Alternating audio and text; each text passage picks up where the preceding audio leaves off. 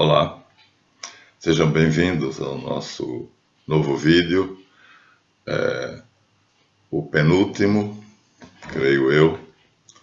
Vou fazer tudo para que seja, embora eu esteja usando vídeos de 1 hora e 20, mas é para terminar, como eu disse a vocês, a série Decifrando a Bíblia.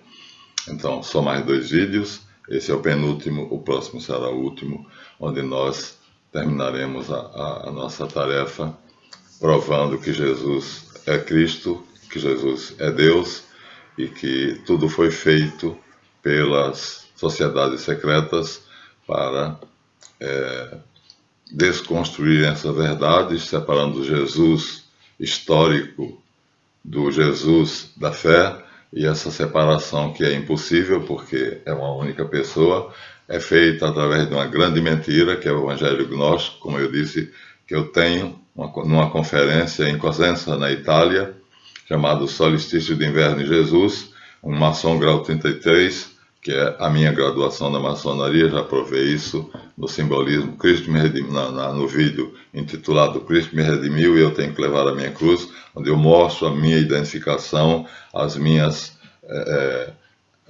vamos dizer assim, os documentos que provam concretamente que eu tenho. Não mostrei o diploma universitário, não encontrei, eu estou com certos materiais ainda, não chegaram a mim, porque eu, doando a minha biblioteca, foram juntos. Mas, então essa é a primeira arma para destruir Jesus Cristo, fazendo uma duplicação, dividindo Jesus Cristo ao meio, dizendo que um é Jesus e o outro é o Cristo, que Jesus é um pobre profeta perambulando pela Galileia e pela Palestina, fazendo a pregação basicamente sobre o pacto do Sinai, a lei de Moisés, e assim é cumpridor da lei. Ele tem a capacidade de, como Elias, como Isaías, como Zacarias, como, em suma, todos os profetas do Antigo Testamento, convocar o povo ao arrependimento. E aí o Evangelho da Gnose, que vai ser seguido pela maçonaria, disse isso no vídeo anterior, eu tenho isso, foi colocado orgulhosamente no site de José Filardo, e eu vou colocar todo ele no na próxima sequência de vídeos, que vai ser Cristianismo Exoteropolítico. Vou ler para vocês o Evangelho Maçônico, o Evangelho Gnóstico, que é provavelmente nele que Karnal se baseou, né? E é nele que, infelizmente, o meu queridíssimo Jonathan Matias usa para analisar certas coisas que ele chega, às vezes, a conclusões muito erradas. Não vou entrar em detalhes. E do outro lado, em contrapartida, o professor Rodrigo Silva mostra como são conciliáveis quando você tem conhecimento do Evangelho, da lógica, da racionalidade e da boa vontade, que são concedidas pela fé. Então, assim, através desses artifícios, a ideia central é matar a figura de Jesus Cristo, reduzi-la a nada. Grau 15 da maçonaria é uma galeria de homens célebres onde ele está, e você é obrigado a dizer que aceita que ele é mais um entre os grandes vultos humanos. Grau 15. Grau 18, você nega a ressurreição de Cristo, dizendo que o túmulo vazio de onde está pendente um lençol em branco não é o túmulo que Jesus Cristo deixou pela ressurreição, como, aspas, dizem os clérigos, ou seja, como as igrejas cristãs dizem. Mas, na verdade, ele está vazio porque saiu dali o que ali estava, uma ideia, ou seja, não é o Cristo carnal que estava ali e ressuscitou, o homem. Por isso a divisão, viu? Vejam como é uma coisa, um jogo inteligente de ideias. Não, quem estava dentro daquele caixão não era o homem Jesus.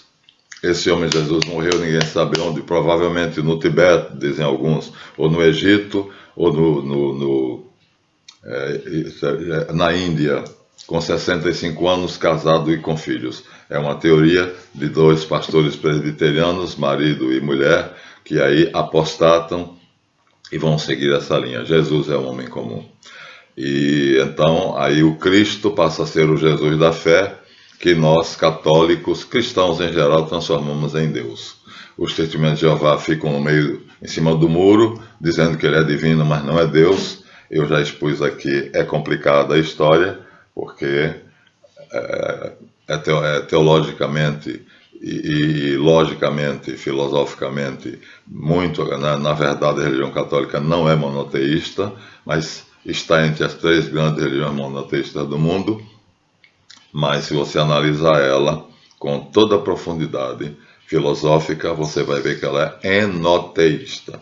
O Pai é superior. Tudo vem do Pai, tudo é do Pai, como diz a música. Tudo é do Pai, todo mundo é do Pai e vai por aí dando. O próprio Cristo vem para dar testemunho do Pai e para a glorificação do Pai.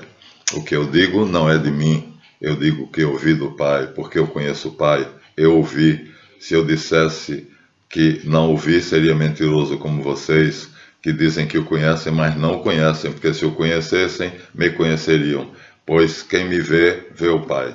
E assim, então, eles dizem que tudo isso são palavras postas na boca dos evangelistas pelos representantes da gnose que estavam escondidos até então. Isso está na Conferência de Cossenza. Vou mostrar para vocês e vou ler linha por linha. Este é o evangelho de Karnal, esse é o evangelho dos ateus, esse é o evangelho dos maçons. Vocês vão pasmar das afirmações. Então, enquanto Jesus está pregando alguma coisa que é sobre a lei mosaica, arrependam-se e voltem ao Pacto do Sinai, arrependam-se e voltem ao Código Deuteronômico. Então, os discípulos dele que não compreendem a linguagem que ele fala através de parábolas, pegam aquele pobre mendigo e misturam-se entre os discípulos dele e colocam ali a doutrina gnóstica, que é esse evangelho. Esse evangelho aqui, no final das contas, trouxe a descrença a muitos cristãos que viraram ateus. Eu era católico, eu era cristão, mas o Karnal, mais uma vez, não tem como não falar, porque, com todo respeito, né, ele é meu inimigo, inimigo mesmo, adversário. E aí, porque ele é mentiroso e amante da mentira, portanto é filho do diabo, como Jesus Cristo disse a Caifás na cara dele. Abraão me amava, porque me viu e alegrou-se. E vocês não são filhos de Abraão, porque vocês querem matar-me. Isto Abraão não faria. E quando eles dizem, mas não tem 50 anos e dizem que já viste Abraão, ele disse, na verdade eu vos digo, antes que Abraão viesse à existência, eu sou. Ele se afirma a Deus, porque essa era a expressão proibida, e aí querem apedrejá-lo, mas ele, segundo o texto, tornando-se invisível, passa por entre eles. Então, ele diz, eu sou Karnal, isso quer dizer eu sou Deus, porque a frase completa é Eié, Axé, Eié, e ele diz isso. Então, e diz aos fariseus e escribas, que são os herdeiros espirituais de Esdras, na pessoa inclusive de Caifás, que é o sumo pontífice, que o templo de Jerusalém é meu templo. E lá ele faz uma bagunça, e quando o Caifás pergunta com que autoridade fazes isso, ele propõe um enigma que Caifás não consegue resolver, e assim ele vai vendo. Na verdade, é indissolúvel a união entre Jesus e Cristo, e entre Jesus e o Logos. Então ele tem 3 potências: Jesus homem, Jesus Javé, Jesus Logos. Então, assim como na Trindade superior, no horizonte da eternidade, tem o Pai, o Filho e o Espírito Santo. Abba, Logos e Ruach HaKadosh. Então, 3 em cima, 3 embaixo, fazendo com que o dogma hermético seja absolutamente verdadeiro. Então, aquilo que está em cima, a Trindade, é como aquele que está embaixo. Ele estava falando especificamente de Cristo e do mundo de Javé, do qual nós viemos participar. Então, fazendo isso, eu estou agora apenas mostrando a vocês como é que o objetivo deles é destruir o Messias para colocar no lugar Mitra, né? Uma figura que não existiu. Voltar novamente aos mitos. E aí, aqui isto é fácil de perceber, porque os mitos estão... Vamos aqui, eu peguei 2 livros como exemplo. No Zohar, que mostra como é que a Kabbalah considera a verdade, descobre a verdade divina através dos mitos. Aqui está a árvore da vida, viu, meu irmão, que tem um site onde ele fala da Kabbalah, da árvore da vida, como sendo judaica. Eu entrei e disse: você está errado. A Kabbalah não é judaica, a Kabbalah é suméria. E aí, isto aqui é a Kabbalah, árvore adaptada, já disse, pelos judeus, vinda da Suméria, e passa por ser a árvore judaica. O judaísmo não fez isso, foi Abraão que trouxe. E aí, os rosacrucianos e alquimistas do século XV fizeram esta, que é uma pequena diferença, aparentemente, mas para quem sabe ver, vai perceber muitas diferenças. Não há as ligações, aqui há as ligações entre as esferas. Malkut, que é a última esfera, aqui está ligada a Hod e Netzah, e a Yesod, Yesod, Hod e Netzah. Na árvore de Ben-Sion não há essa ligação. Malkut está ligada a Yesod, mas não está ligada a Hod e Netzah. Essa é a árvore judaica, já adaptada da árvore caldaica, ou seja, dos sumérios, acádios e caldeus. Aí eu disse isso a ele, mas ele foi de um cavalheirismo, de uma doçura que me encantou. Se inscreveu no meu canal. Ou seja, eu disse a ele que ele estava errado, procurasse, que ele encontrasse as origens da árvore da vida, que não era uma criação ou uma revelação aos judeus. Ele foi, viu e fez aquilo que eu não esperava, porque pensei que teria mais um adversário. Não vou dizer o nome dele, ele não tenho essa intimidade, é recente, mas recebi o comunicado do YouTube que ele tinha se inscrito no meu canal, ou seja, ele passou a me ver com respeito, porque eu disse a verdade. E ele tem, de fato, no canal dele, o amor à verdade. E então, enquanto que alguns alunos dele me achincalhavam, eu sofro achincalhes por amor a Jesus Cristo, mas diz a São Paulo, por 3 vezes recebi as 38 chicotadas. Para mim é uma glória, porque Jesus Cristo disse: quando vos prenderem e na sinagoga vos falarem toda mentira, hipocrisia e vos injuriarem, alegrai-vos e exultai, porque grande é o vosso galardão, o vosso prêmio no reino dos céus. Foi assim que trataram os profetas antes de vós. Então vai ser assim que trataram os profetas antes de vós, então grande é o meu galardão no céu, porque foi assim que trataram os profetas antes de vós. Então disse isso ao meu mais novo membro, é o caçulinha da minha lista de inscritos, e eu tenho agora um prazer, porque são 116 membros de uma elite, viu? Não adianta ter 700 cabeças que só tem o cérebro para separar as orelhas. Não adianta nada. Pessoas emburrecidas que batem no peito e dizem amém, vaquinha de presépio. Não. 116 pessoas do meu canal são cérebros pensantes. Mas o que nós íamos dizer é que nesse discurso do grau 33, lá no nome do nome dele, mas lembra o nome da conferência, o solstício de inverno e Jesus. Ali ele separa claramente e diz que a gnose é quem tem a doutrina, e a doutrina de Jesus é, na verdade, a doutrina gnóstica, colocada insidiosamente na boca dos seguidores dele e, portanto, passadas através destes que foram considerados os evangelistas, do evangelho canônico, e nós, assim, recebemos a doutrina gnóstica passada pelos 4 evangelhos canônicos, principalmente o de João, e pelas cartas de Paulo, e pela Epístola aos Hebreus, que são as fontes da verdadeira gnose cristã. Então, a gnose verdadeira e a gnose falsa. A gnose falsa, então, afirma que Jesus era um simples mendigo, e nós o elevamos a Cristo, nós, cristãos, e que a doutrina dele não era dele, ele nunca disse aquilo é a sabedoria da gnose que eles colocaram na boca dos discípulos, e 4 desses discípulos, 2 eram testemunhas oculares, Mateus e João, e 2, na verdade, eram discípulos de discípulos, que eram Lucas e Marcos, mas na verdade o evangelho de Marcos é a narrativa de Pedro, e o evangelho de Marcos e de Lucas é o evangelho de Paulo, que também não viu Jesus Cristo, mas viu através de um processo de projeção astral que Jesus fez com ele. Então, o que é que acontece? Com esse simbolismo aqui, Mircea Eliade descreve nesse livro o conhecimento sagrado de todas as eras. Foi baseado nisso que eu disse ao meu irmão que, se ele fosse procurar a origem da Kabbalah, ele encontraria entre os sumérios, na Mesopotâmia, na Babilônia, na Caldeia e na Suméria.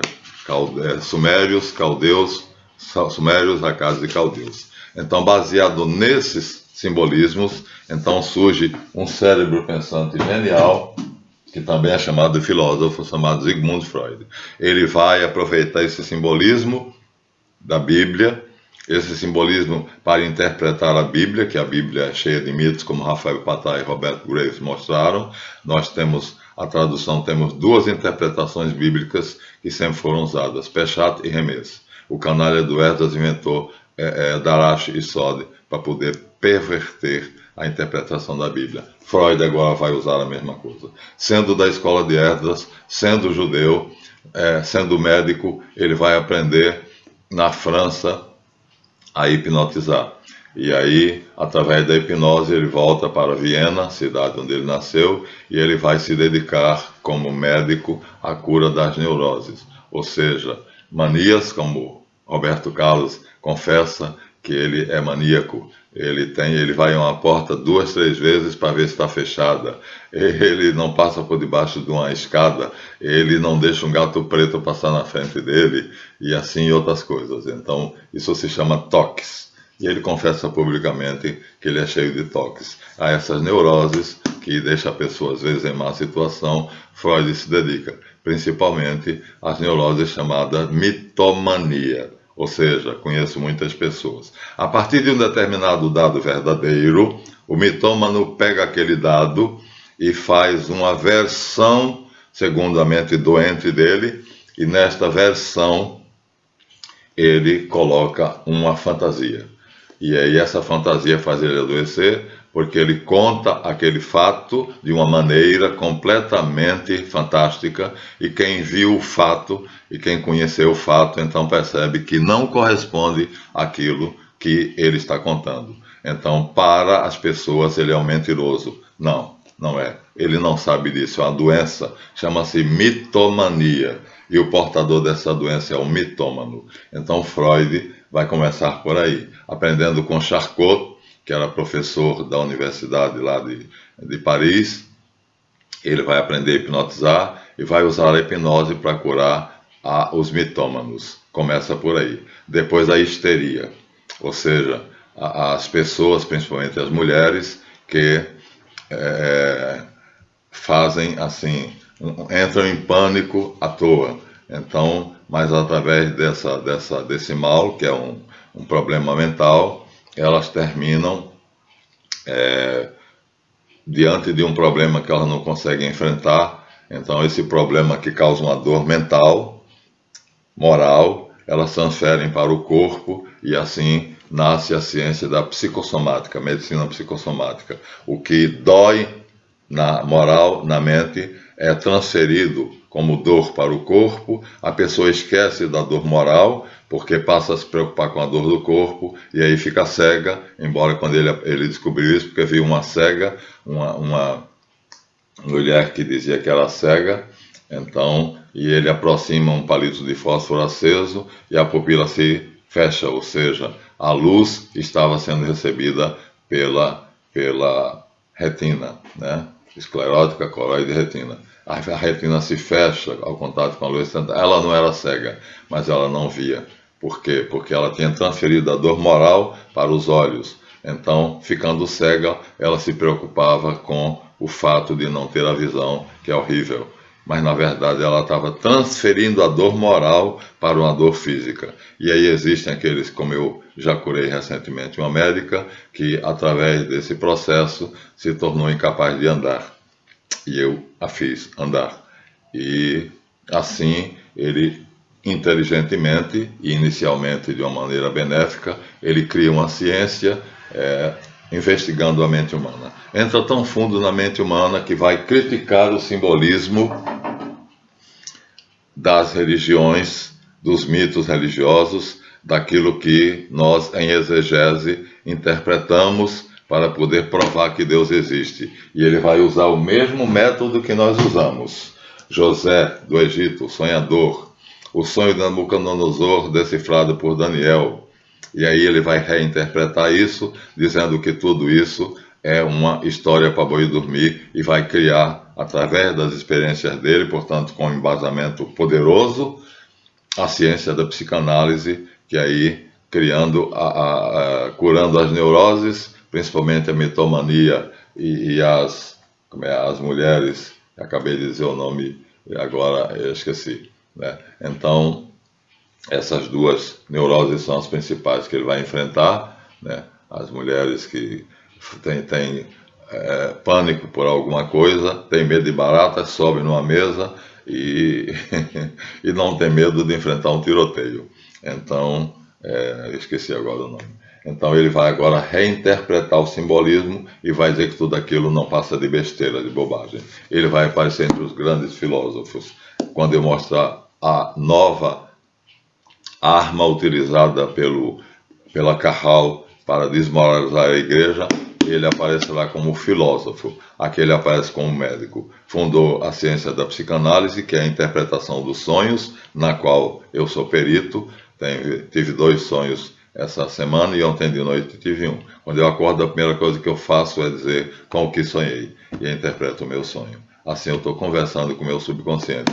Ele faz uma ciência, que é isso, uma conversa com o subconsciente. Então o paciente dele conta o sonho, falei já de Lessa, foi um ano e meio paciente do Dr. Lessa, que não interpretou o sonho da chave.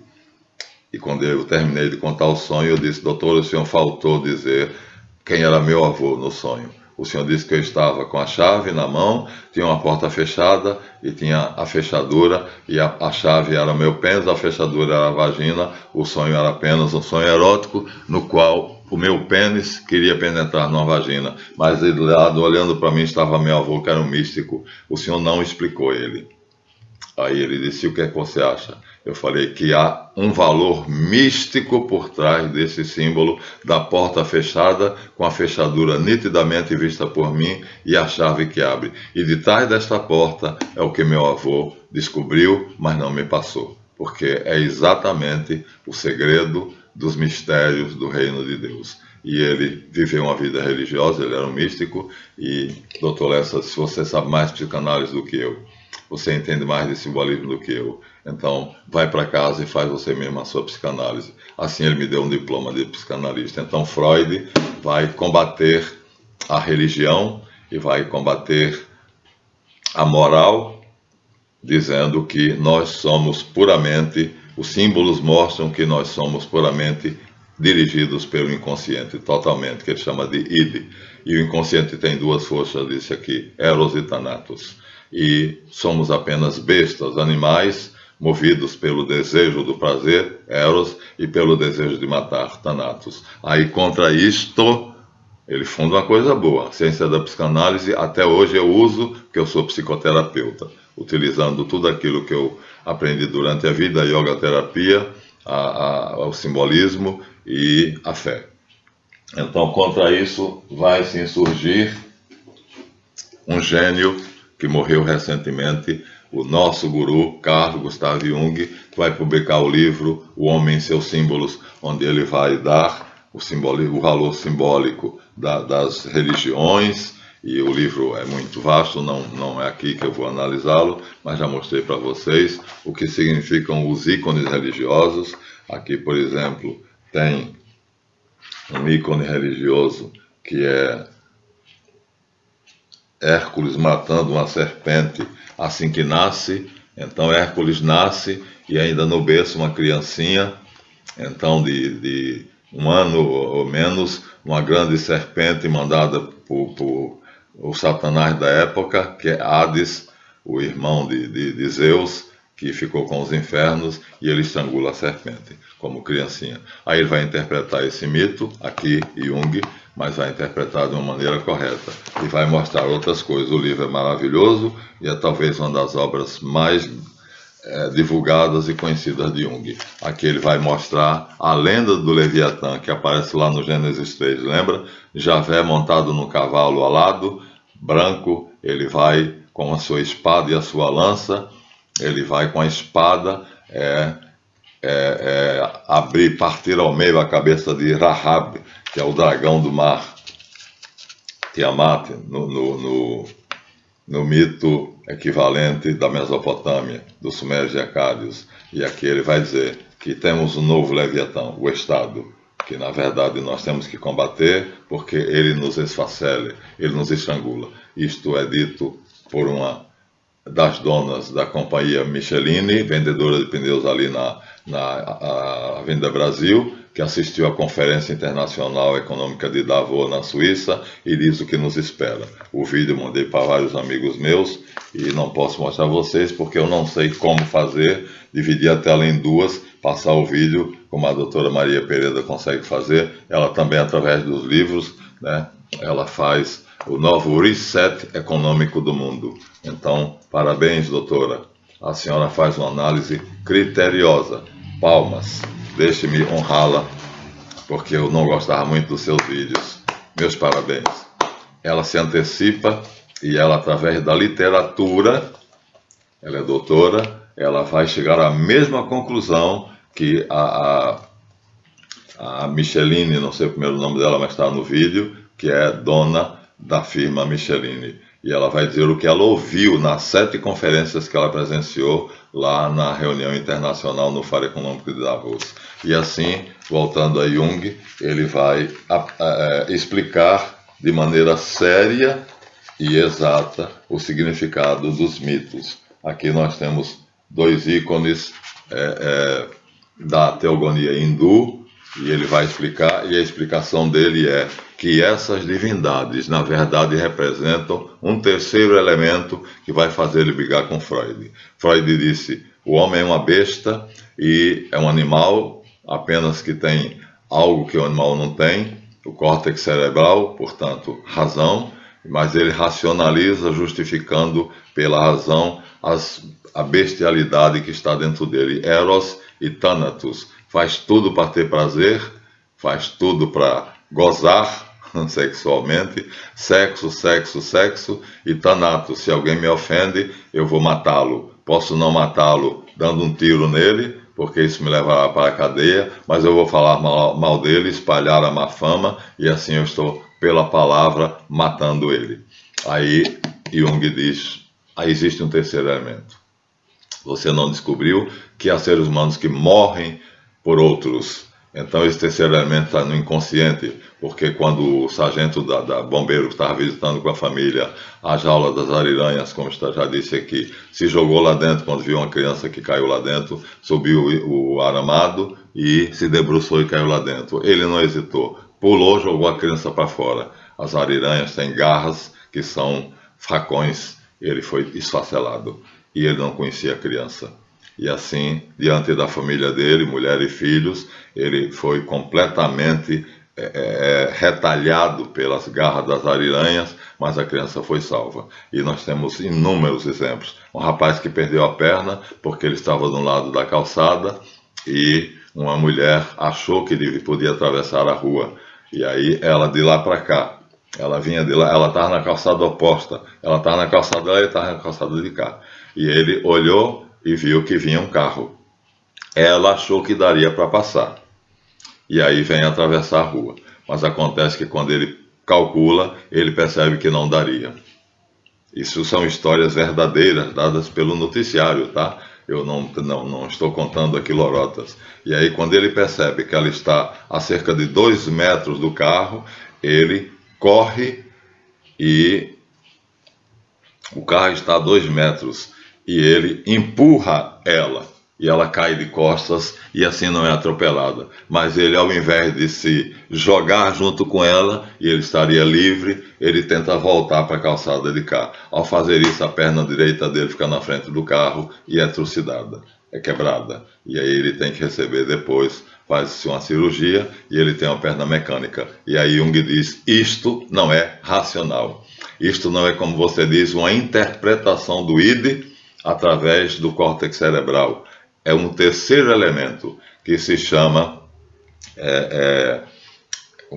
caridade, amor, porque a Bíblia diz que Deus é amor, é solidariedade, é cooperação, é o amor ao próximo, é a capacidade de dar a vida por aquilo. Esse rapaz perdeu a perna, o sargento de bombeiros perdeu a vida. E aí Jung diz, isto não é racional. As pessoas que fazem isso, elas fazem por um impulso que vem do inconsciente. Logo, há uma terceira força no inconsciente, que é a força da solidariedade, da cooperação e do amor ao próximo, que faz o que Jesus Cristo fez. É capaz de dar a vida por aquele que não conhece. Assim, ele tira Freud da jogada como psicanalista, ou seja, e aí a falsa interpretação dos símbolos feita pela psiquiatria, ele reconduz ao lado certo, continua com a psicanálise, reorganiza a psicanálise de Freud, em outros termos, muito mais precisas, faz o mapa da mente diferente que eu tenho em um trabalho feito por mim, e aí, no inconsciente, então, ele diz há três forças, Eros, Thanatos e o que ele chama a negação de si mesmo, ou seja, eu sou capaz de me anular devido ao amor que eu tenho ao próximo. Então, assim ele briga com Freud e deixa de ser o príncipezinho, mas é um dos nossos, ou seja, terminou destruindo o freudismo e reestruturando a psicanálise. Mas as universidades que são controladas pela Carral, pelo Movimento Sionista Mundial, e toda a pesquisa acadêmica para mestre, mestrado ou doutorado é financiada por eles, então só vai se você estiver no assunto que eles querem. Minha filha foi fazer pós-graduação e Henrique, como eu já disse, meu ex-colega na SOBEC, né, que é a escola Sociedade, sei lá, SOBEC, Sociedade Educacional, não sei o que lá, tá, de White e Brown. E então o Henrique, que então é o diretor do departamento da UERJ, aqui na Vila São Luís, que faz pós-graduação, mestrado e doutorado, recusa a teoria dela, porque não interessa ao Movimento Sionista Mundial provar que as escolas normais são necessárias, fundadas pelos jesuítas.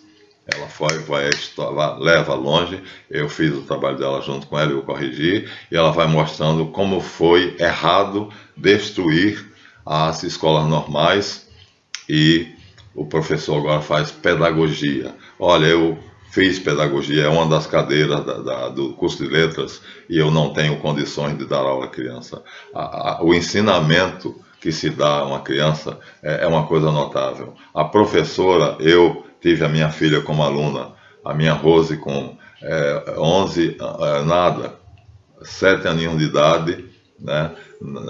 No curso de alfabetização, eu entrava para dar aula de inglês, eu não conseguia, me atrapalhava, e a professora teve que entrar para me ajudar, porque eu, com os conhecimentos de didática, pedagogia e tudo mais, eu não conseguia dar aula a crianças. É um método especial que a tia Rose conhece, porque ela é normalista. Professora da escolinha do bairro que eu moro, será que você não sabe que é por você que eu choro, professora? Francamente, eu não aprendo a lição. E aí, professorinha é um sentido carinhoso, né?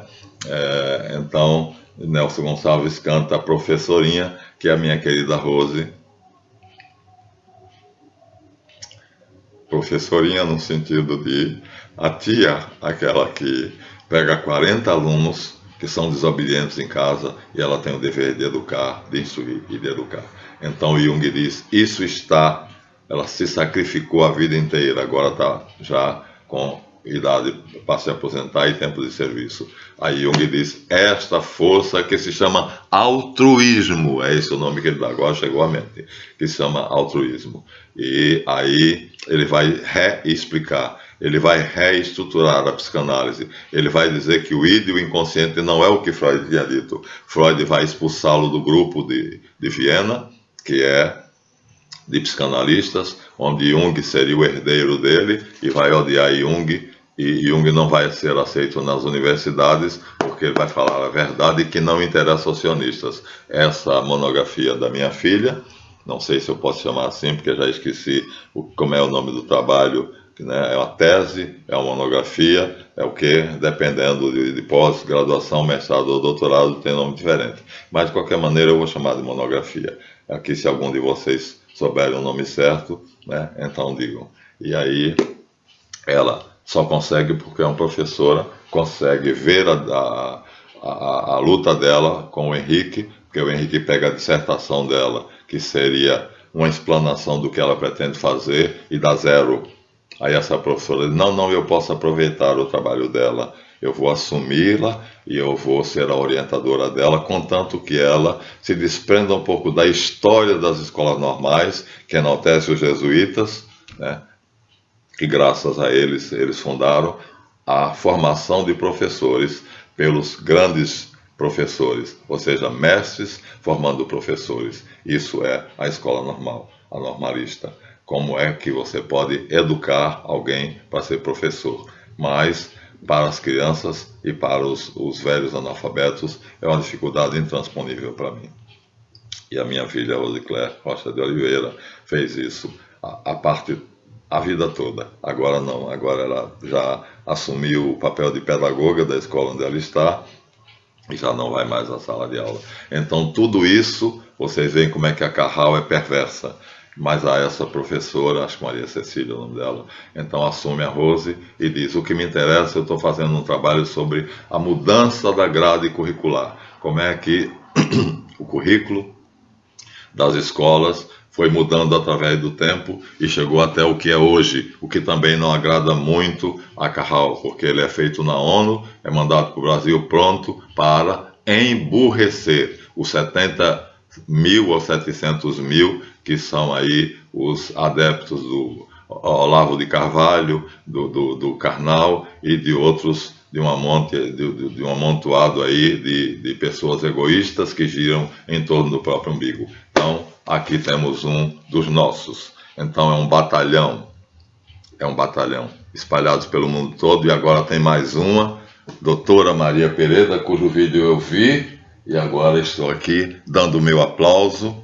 Eu tinha uma certa reserva quanto à obra dela, porque ela definiu Deus no vídeo Quem é Deus, e ela na verdade embarca pelo panteísmo, né? E aí o panteísmo é uma coisa completamente ultrapassada. Eu vi aquele vídeo, e aí, mas no webinário dela, quem quiser pode ver o vídeo dela, eu não tenho o menor ciúme de vocês dividirem a atenção entre meus vídeos e os vídeos dela. O vídeo foi mandado pela minha irmã Marlete, e o webinário URI 7 da Economia Mundial, que ela prevê, através dos livros em que ela estuda, ela é PhD, como as sociedades secretas estão, o governo mundial, a NWO, que ela denuncia como eu estou denunciando. Então somos colegas, doutora, estamos fazendo a mesma obra, enquanto o meu querido Jonathan Matias está fazendo o contrário, tentando provar que muita coisa que está nas escrituras é errada e, portanto, desmoralizando as escrituras,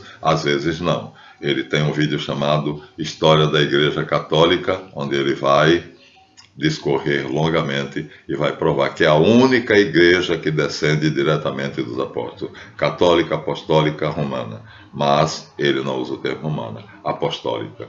Tem como fundamento os apóstolos, as outras nenhuma tem. Mas foi feito um pacto, que eu vou mostrar a vocês no Cristianismo e Exaltério Político, em 1968, com o nome de Igrejas Irmãs, onde o Papa e os líderes do luteranismo, do anglicanismo, da Igreja Grego-Ortodoxa, da Igreja Batista, e parece que são 8 igrejas. Eles assinam um pacto de amizade, reconhecendo que são igrejas verdadeiramente têm bispos, ou seja, seus bispos são ordenados legitimamente. Portanto, seguem a corrente da sagrada tradição. Eles têm a força do Espírito Santo, que foi dada a Jesus Cristo aos apóstolos, quando, despedindo-se deles, lhes soprou sobre eles e disse: recebei o Espírito Santo. A quem perdoados os pecados serão perdoados, a quem não perdoados serão retidos. Depois ele levou-os para o céu, e eles ficaram olhando, e 2 anjos apareceram e disseram: para onde estáis olhando, homens da Galileia? Esse Jesus, assim como vistes subir, assim também o vereis descer. Ele virá para julgar os vivos e os mortos, e eu proponho a vocês, ateus, aquilo que um dos mais inteligentes homens do mundo, Blaise Pascal, inventor do computador, disse a um ateu, amigo dele: pode ser que não exista o céu nem o inferno, pode ser que não exista Deus, eu sou filósofo, e ele era um filósofo extraordinário. Se existe, eu estou bem e você está mal, porque eu estou fazendo, me privando, né, dos prazeres da vida que são ilícitos para merecer o céu, e assim estou diminuindo os prazeres da carne. Você, ao contrário, está gozando dos prazeres da carne, fazendo o que é ilícito, não merecendo o céu. Só saberemos isso quando morrer. É uma aposta. A vida é uma aposta. Eu apostei numa coisa, eu fiz uma aposta no vermelho, você fez uma aposta no azul, ou contrário, e aí só saberemos quando morrermos. Se houver céu e inferno, eu me dou bem. Então, me sacrifiquei na vida para ter o prêmio no céu. E você gozou na vida e terá o inferno. Esse é o dilema de Pascal. É a proposta dele para os ateus que eu faço aqui para vocês. O célebre dilema de Pascal. Em quem você apostou? Em Jesus ou naquilo que os ateus dizem que ele não existiu? Porque pelo menos os gnósticos dizem que ele existiu, jamais negaram. Os judeus jamais negaram. No Talmud, Jesus é chamado Yeshu Nazri. O Talmud é o livro-chave de Esdras. Ele criou o Talmud, já disse através da Mishnah. Então, mas eles admitem a existência histórica de Jesus de Nazaré. Hoje nem o historiador sério nega, diz Karnal no seu vídeo, a existência do Jesus histórico. O que se nega é a existência do Jesus da fé, aquele que nós dissemos que é o Cristo e é Deus. Isso é uma estupidez, né? E aí, para justificar isso, os gnósticos, a gnose, que são os discípulos preferidos de Satanás, né? Porque quando um discípulo de João Batista encontra com Marcião, chefe da gnose em Jerusalém na época, Marcião passa por ele e ele vai passando de cabeça baixa e Marcião bate o nome dele assim: não me conheces? Eles: conheço, porventura eu não saberia quem é o primogênito de Satanás? E vai embora. Então assim também esse que eu não chamo irmão, porque é um falso maçom, existe uma falsa maçonaria, é um verdadeiro, viu? Nós vamos falar isso numa série em 10 capítulos, Maçonaria Desvelada. Vamos mostrar o lado bom e o lado mau, luz e trevas, como tem um vídeo, Maçonaria, Luz ou Trevas.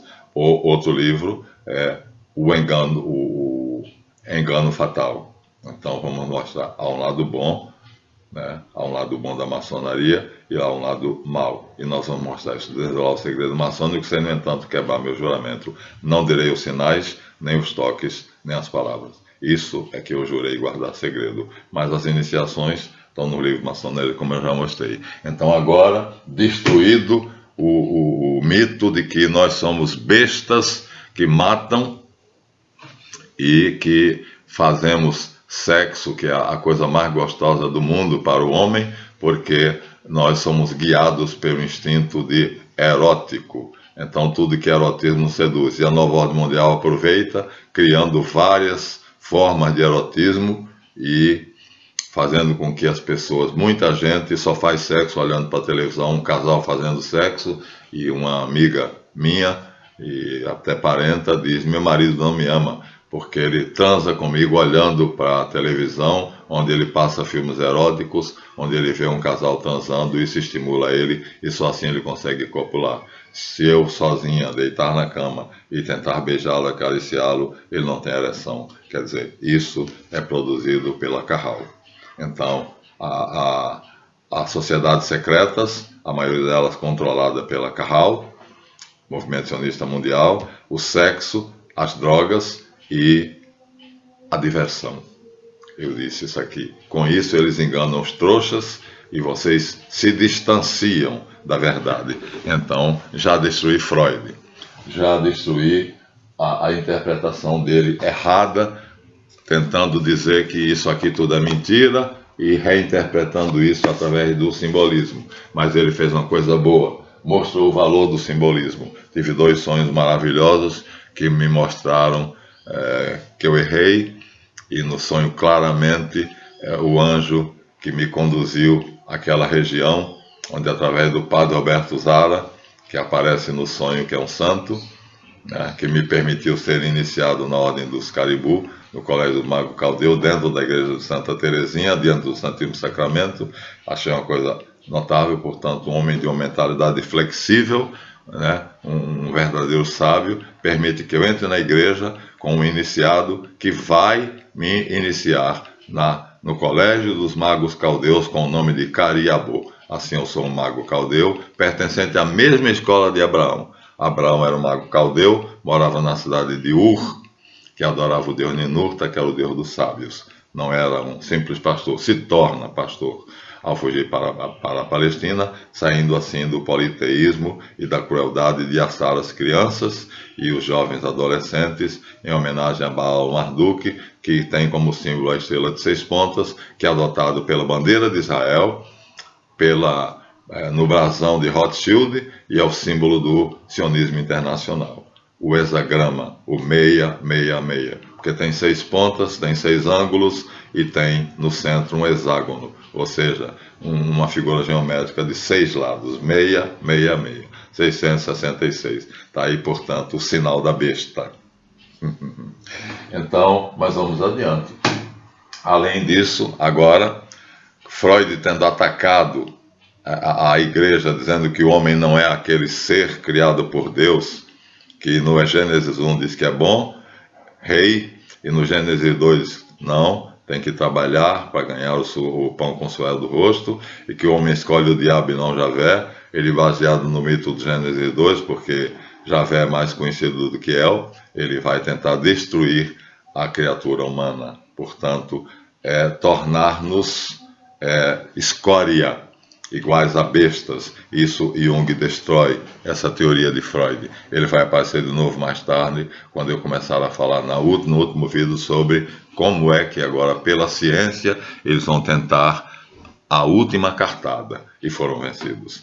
Então foram vencidos aqui, quando, através da interpretação correta, chamada exegese, né, e através da interpretação textual, e através de todas aquelas regras que no seminário a gente aprende para interpretar corretamente os mitos bíblicos e o que não é mito, e Freud vai tentar dizer que isso é uma baboseira, que na verdade tudo é mito, a religião é um mito, a verdade é que o homem é uma besta. E aí, seguindo a linha de Darwin, né, que começa, e seguindo o Big Bang de Stephen Hawking, que é uma estupidez e passa por ser a teoria científica que substitui a criação, porque no Big Bang não há Deus, tudo é feito por acaso. E aí é um mito, porque o Big Bang não é verdadeiro. E eu vou entrar nisso quando falarmos da parte científica agora, do último ataque da Carral à fé, à igreja, principalmente ao cristianismo. Então já temos aqui a batalha de Jung com Freud, com a vitória de Jung. Agora, Freud é cultuado nas universidades, é endeusado. Ensina-se o freudismo e a psicanálise como Freud ensinou. E evita-se falar de Jung porque ele mostra o lado bom do homem através do simbolismo das religiões, e ele também foi baseado em argumentos embasados na sua experiência, enquanto Freud se dedicou a neuroses, ele se dedicou às psicoses. Então ele vai mais fundo, porque as neuroses têm como sede o subconsciente, que está aqui exatamente nessa região, sistema límbico, e Jung se dedica ao sistema reticular, ao inconsciente. Então ele consegue sair do subconsciente, da teoria de Freud, que não chega a conhecer o inconsciente, porque só estuda as neuroses, e aí ele vai até o próprio inconsciente. E aí ele tem estudos fantásticos sobre o que é o inconsciente, né, a essência do inconsciente, e ele descobre que não são 2 forças, são 3. Então Freud foi destruído, foi destronado por Jung, que é o nosso guru, está a nosso favor. A resistência está em ação. Agora eles vão atacar a igreja diretamente.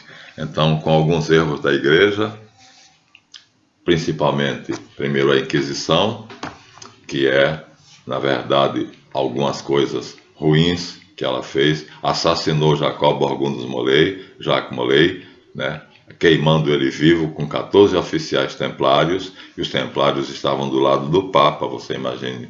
Eles pretendiam fundar a nova ordem mundial, vou falar isso no Cristianismo Esotero-Político. A função dos templários era, secretamente, fazer a pacificação dos chefes, dos líderes religiosos, o Islã, né? Ele tem contato com o chefe dos Hashashin, o grande pontífice da Montanha Branca, né? No filme Templários, como é que é? O Credo dos Assassinos mostra a briga entre os templários e os assassinos. Pura ficção. Na verdade, ele conquista o pontífice da Montanha Branca e ele vai conquistando assim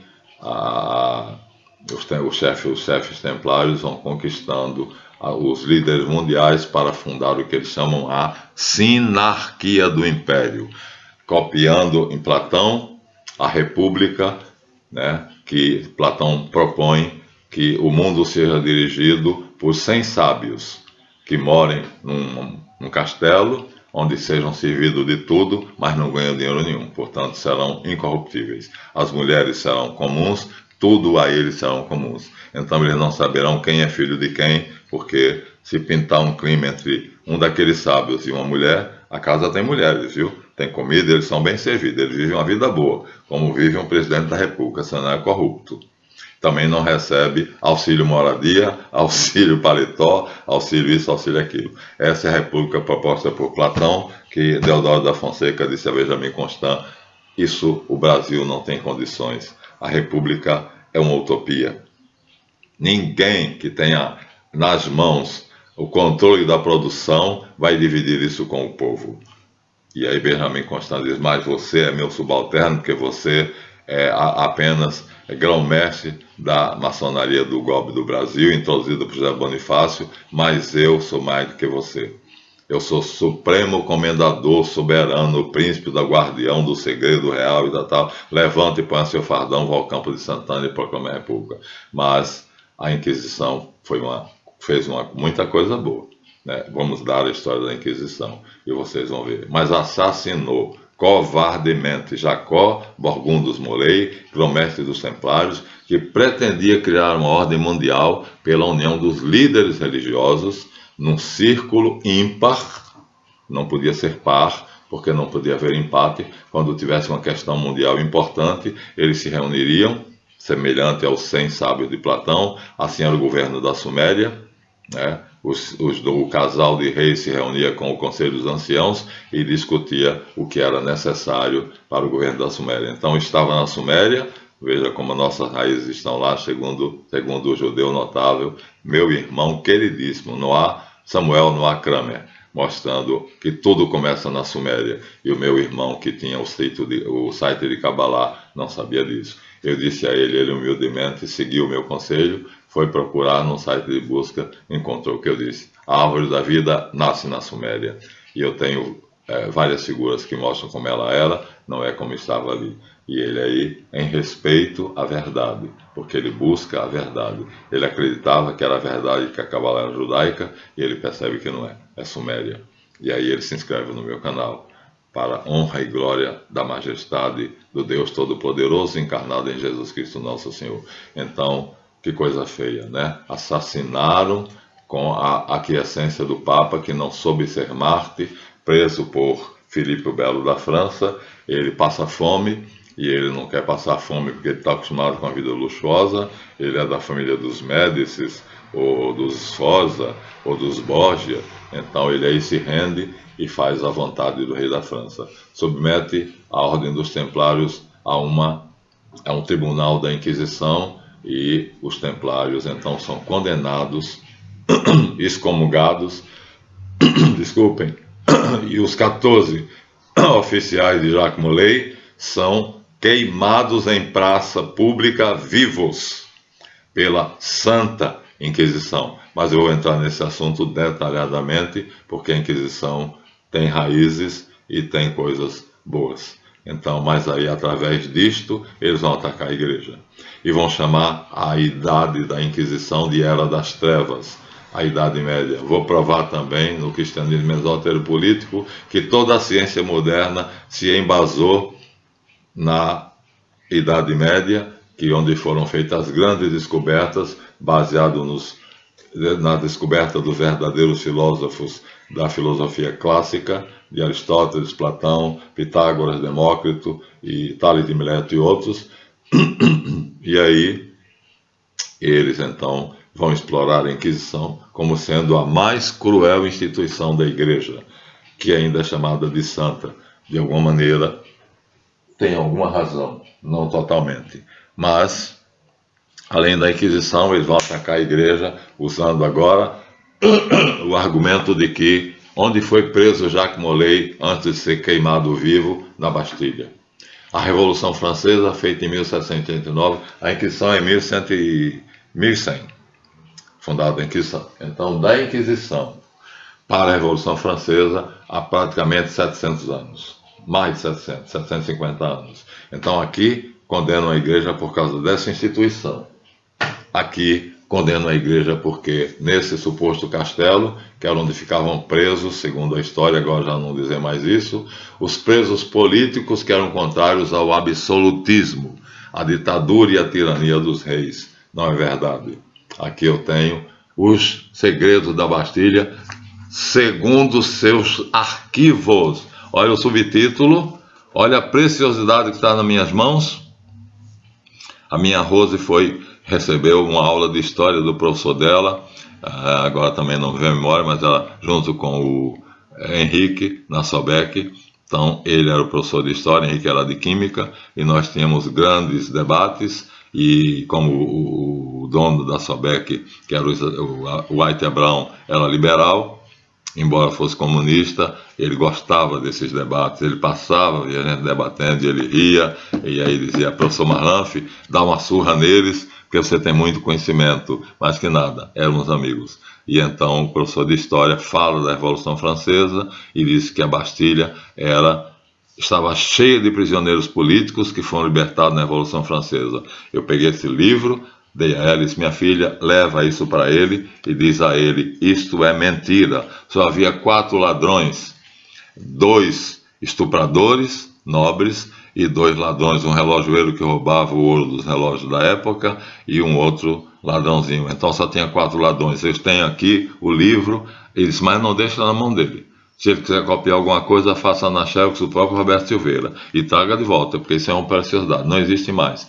O segredo da Bastilha, segundo os seus arquivos, seus documentos. Eu tenho aqui documentado o que era a Bastilha e não é o que a história dizia que era. Então a tomada da Bastilha não foi porque ela era o lugar, o cárcere daqueles que eram contra a tirania dos reis. É porque lá ficou preso Jacó Burgundus Molay e os seus 14 oficiais antes de serem condenados pela Inquisição e queimados na fogueira. Então, por isso, a Revolução Francesa vai invadir a Bastilha. A tomada da Bastilha é o ponto culminante da Revolução Francesa, né? 1789, a tomada da Bastilha, mas o que tinha lá, 4 ladrões, 2 ladrões e 2 estupradores nobres, que as famílias mandaram para a prisão, porque eles tinham tentado estuprar as sobrinhas, e assim, coisa dessa natureza. Então vamos mostrar o que foi a Revolução Francesa também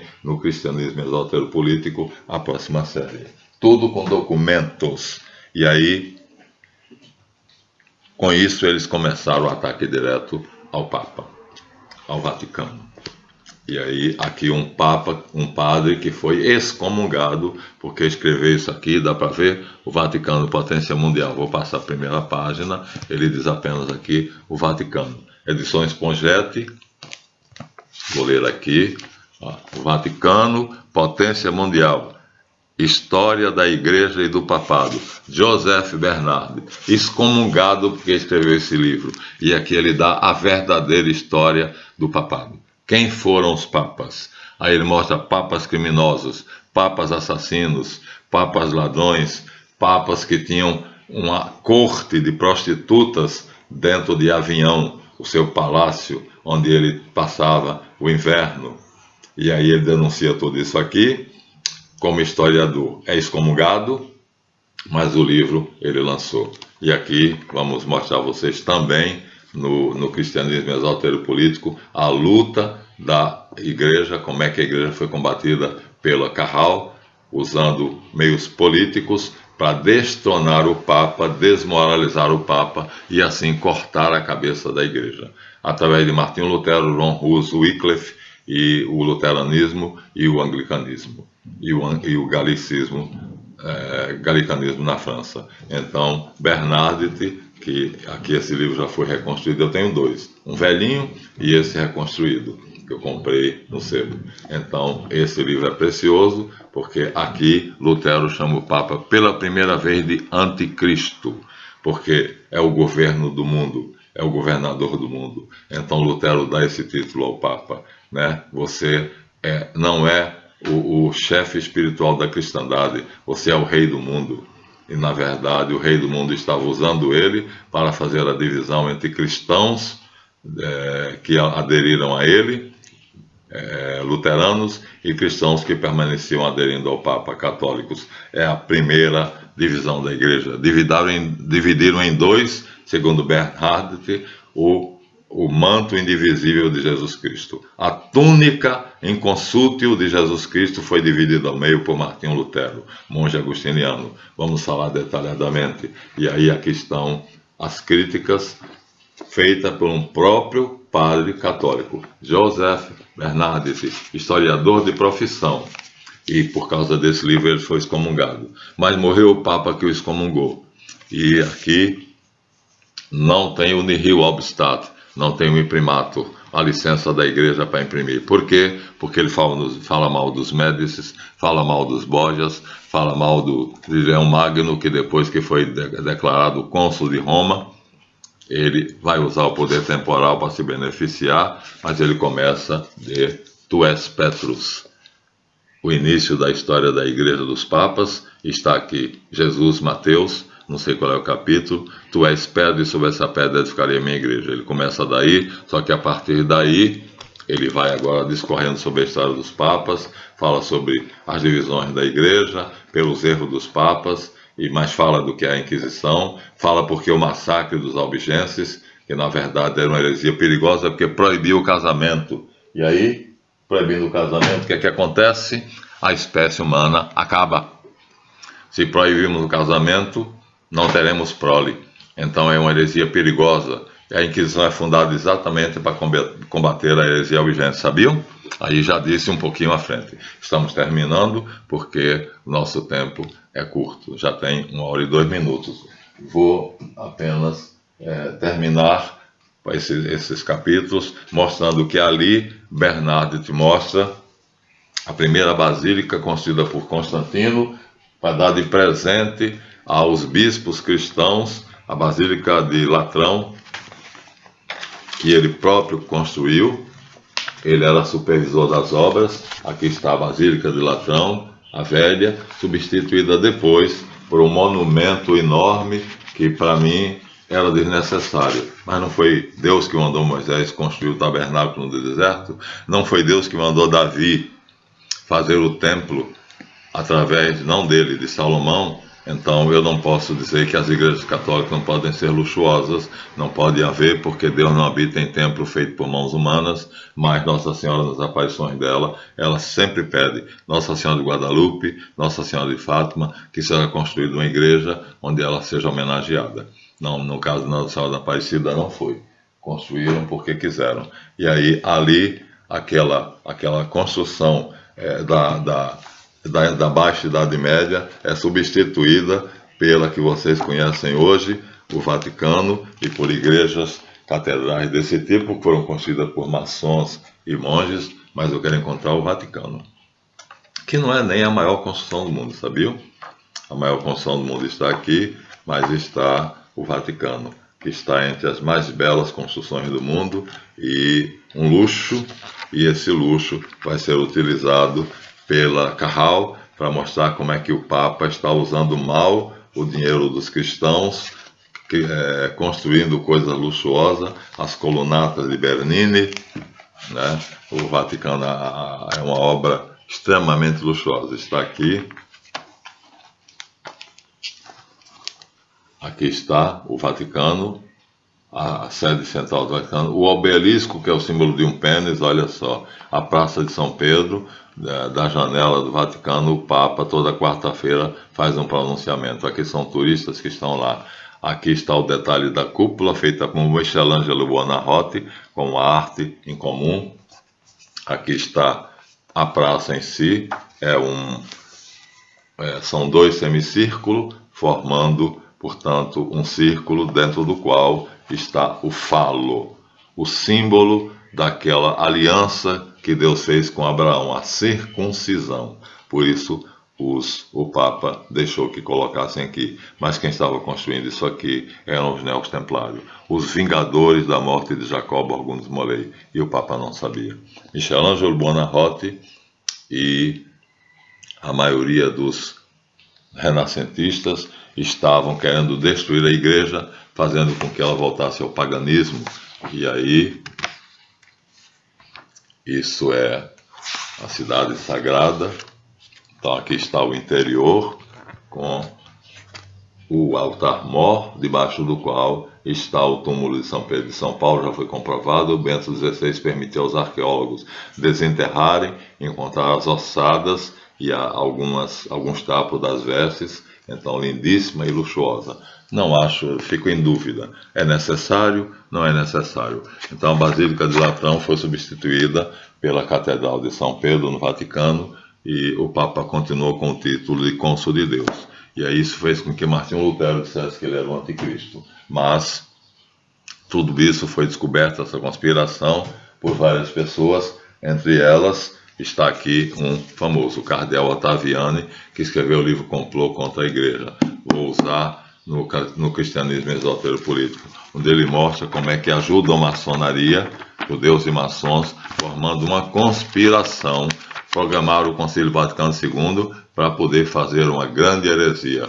A maçonaria, inimiga da igreja, está aqui, porque nega Jesus Cristo e obriga o adepto a negar. Como eu disse nos graus 15 e 18, eu sou maçom, eu sou mestre instalado, príncipe da corte de Salomão, eu sou soberano grão-mestre de qualquer abobrinha lá.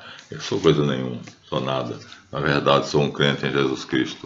E então aqui ele denuncia que no Concílio Vaticano II a intenção feita pelos judeus, ele dá aqui em números como é que foi organizado. Olha, a estatística é enorme. Os criadores do sistema que nós vivemos, ele vai mostrar quem são os chefes do sistema, mas ele não chegou ao chefe central. Mas todos os judeus. Ele vai dar aqui a lista, e aí nós temos aqui, primeira lista, desculpem, vamos um pouco adiante, porque eu tenho que terminar esse capítulo. Segunda lista, comissários de Lenin e de Marx, todos eles judeus, e aí não tem fim.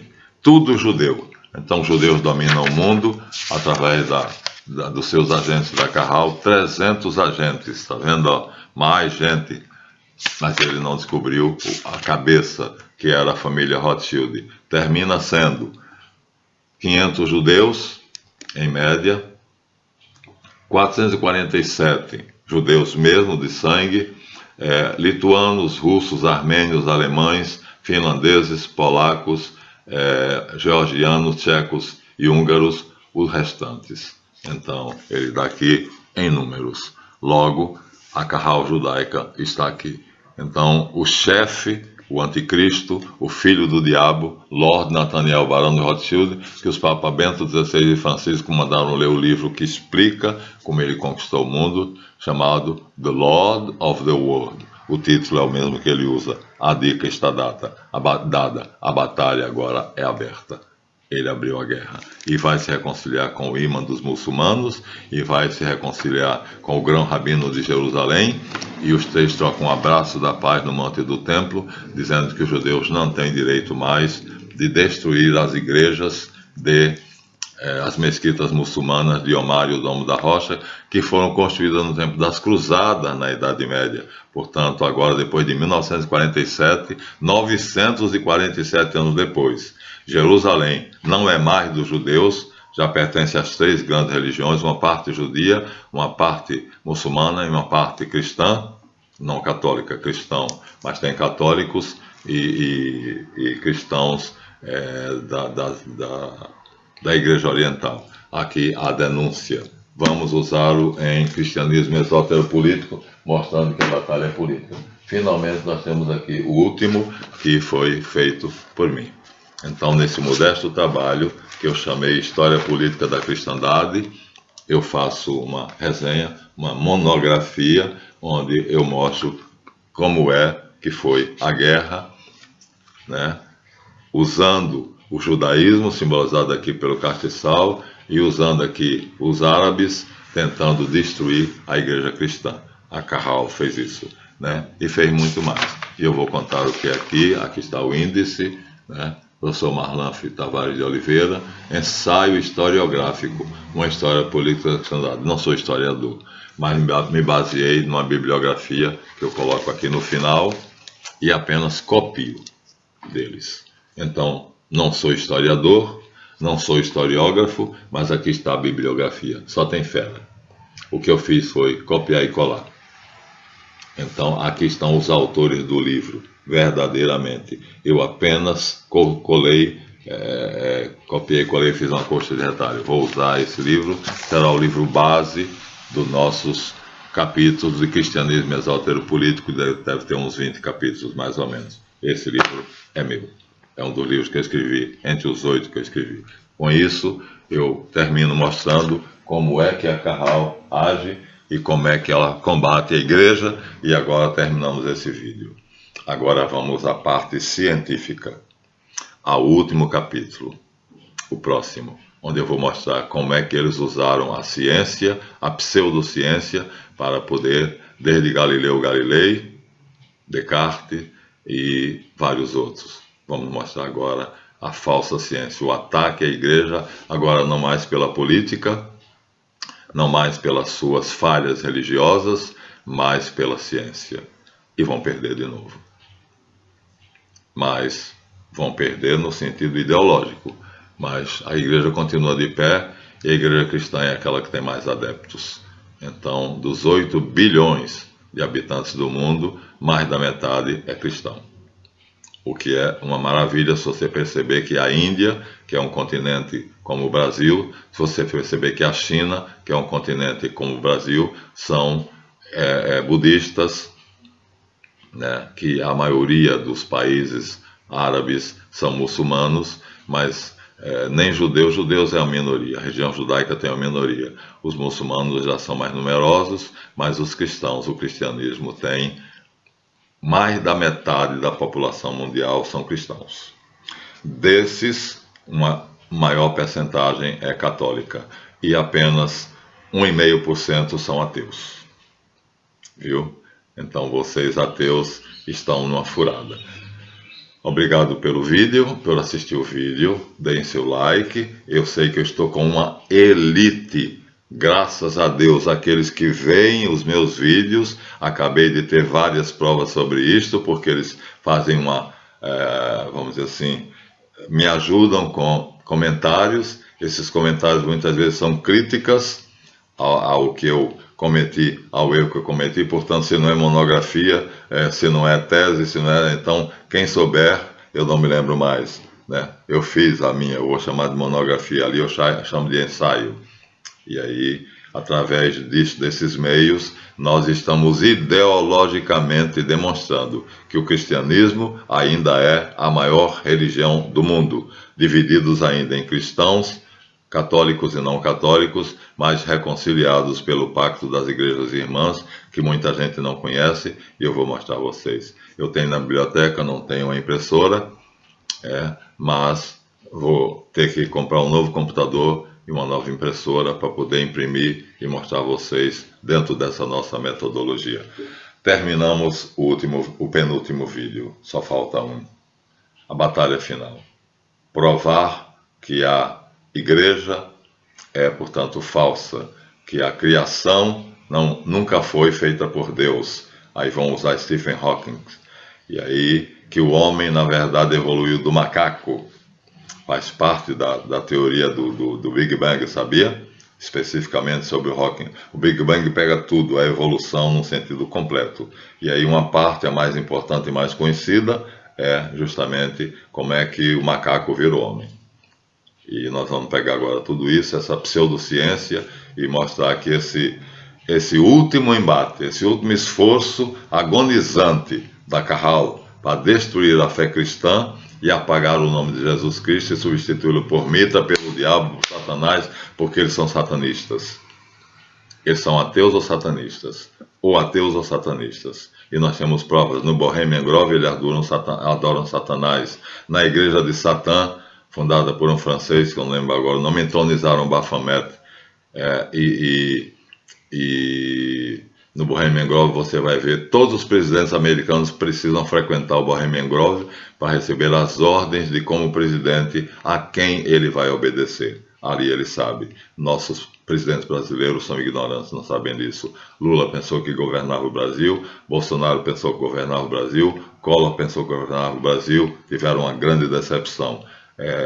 Collor sofreu impeachment, Lula terminou se colocando a Dilma no lugar dele, que terminou sofrendo impeachment, e Bolsonaro está em maus lençóis, porque vergonhosamente, com a canetada, ele extinguiu a Lava Jato, supostamente por causa de uma briga com Moro, que não tem nada a ver, extinguindo assim a República do Paraná, que centralizava os processos de todos os corruptos, sejam eles industriais, comerciantes ou políticos.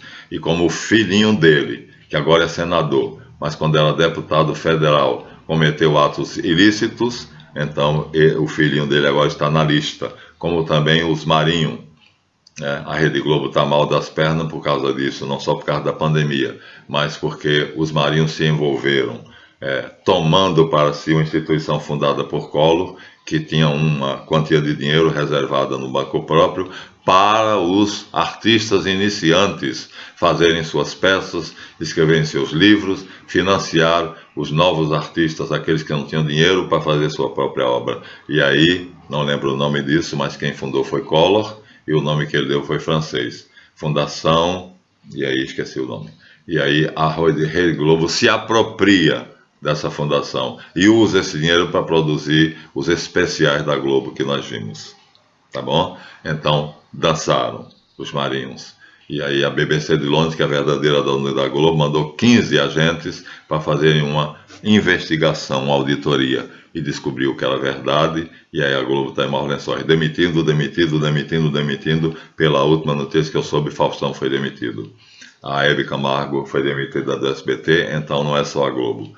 Então os 6 bilhões de dólares que semestralmente era distribuído com os donos das 5 televisões mais famosas do Brasil, agora Bolsonaro suspendeu, mas ele está sendo atacado, pressionado, e aí tem rabo curto, porque deu rabo comprido, porque o filhinho dele, senador, cometeu um ato ilícito e agora ele está sofrendo um processo de impeachment. Não adianta fazer a jornada dos motociclistas, ele está mal, porque ele destruiu a Lava Jato. Por quê?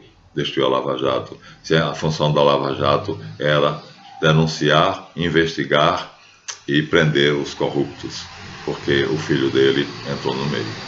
Então, vejam vocês, não tem como separar uma coisa da outra, por isso eu vou encerrar essa série no próximo vídeo, que vai ser o ataque à igreja através da ciência. Esse aqui já tem alguma coisa, porque a psicanálise é considerada ciência, e a parapsicologia também, e eles vão usar isso, fundando o espiritismo para substituir a parapsicologia, e fundando outras organizações para poder diminuir o poder da igreja e das instituições cristãs, substituindo o programa cristão de uma nova ordem mundial pelo que está agora. O vídeo eu mandei para os mais próximos amigos meus, mas está no meu site do Facebook e no site do meu amigo Everaldo, que foi quem me mandou. Vejam a conferência de Davos, na Suíça, e os planos dela para a década de 20 a 30. Não vou dizer o que é. Quem quiser, veja o vídeo. Está lá no meu Face. Michelini, dona daquela casa de pneus Michelin, ela assistiu pessoalmente à conferência e ela mostra a conclusão apresentada por um gordo e depois diz: não foi nada disso que ele disse, eu estava lá e ouvi. Aí ela faz um relato do que será. Horrível, terrível, pior do que a pandemia que nós estamos vivendo. Então o que nos espera é peste, fome e guerras, como está no Apocalipse. Bem, terminamos aqui há quase 1h20 e estamos nos alongando porque estamos terminando. Não temos mais. Então terminei a penúltima fileira de livros que estão aqui, ó. Explorei todos esses, né? E estão aqui. Agora falta a última que está aqui. Aqui está o ataque à igreja e a Jesus Cristo pela ciência, que também vão perder. E vão perder vergonhosamente. Vejam no próximo capítulo. Muito obrigado. Inscrevam-se no canal, deem seu like e até o último vídeo de Decifrando a Bíblia. Deus abençoe a todos. Até a próxima.